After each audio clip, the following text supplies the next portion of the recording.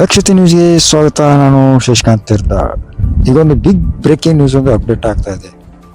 ಜಮಖಂಡಿ ತಾಲೂಕಿನ ಸಾವಳಗಿ ವ್ಯಾಪ್ತಿಯಲ್ಲಿ ಸರಣಿ ಕೊಲೆಗಳ ಆತಂಕ. ಕುರುಗೋಡಿನಲ್ಲಿ ವ್ಯಕ್ತಿಯ ಬರ್ಬರ ಕೊಲೆ ಎಂದು ಶಂಕಿಸಲಾಗಿದೆ. ಜಮಖಂಡಿ ತಾಲೂಕಿನ ಸಾವಳಗಿ ಪೊಲೀಸ್ ಠಾಣಾ ವ್ಯಾಪ್ತಿಯಲ್ಲಿ ಸರಣಿ ಕೊಲೆಗಳ ಭೀತಿ ಮಾಸುವ ಮುನ್ನವೇ ಮತ್ತೊಂದು ಭೀಕರ ಹತ್ಯೆ ನಡೆದಿದೆ. ಸಾರ್ವಜನಿಕರಿಗೆ ತೀವ್ರ ಆತಂಕ ಮೂಡಿಸಿದ್ದು, ಕುರುಗೋಡು ಗ್ರಾಮದಲ್ಲಿ ವ್ಯಕ್ತಿಯನ್ನು ದುಷ್ಕರ್ಮಿಗಳು ಬರ್ಬರವಾಗಿ ಕೊಲೆ ಮಾಡಿದ್ದಾರೆ ಎಂದು ಶಂಕಿಸಲಾಗಿದೆ. ಕುರುಗೋಡು ಗ್ರಾಮದ ನಿವಾಸಿ ಸಿದ್ದನಗೌಡ ಮಲ್ಲಪ್ಪ ಬಿರಾದರ್ 34 ವರ್ಷದ ವ್ಯಕ್ತಿ ಕೊಲೆಯಾದ ದುರ್ದೇವಿ. ಗ್ರಾಮದ ಕಿನಾಲ್ ರಸ್ತೆ ಮೇಲೆ ಸಿದ್ದನಗೌಡ ಅವರು ತಮ್ಮ bike Bajaj Vikrant motor bike ಮೇಲೆ ಸಂಚರಿಸುತ್ತಿದ್ದಾಗ ಈ ಕೃತ್ಯ ನಡೆದಿದೆ ಎಂದು ಶಂಕಿಸಲಾಗಿದೆ.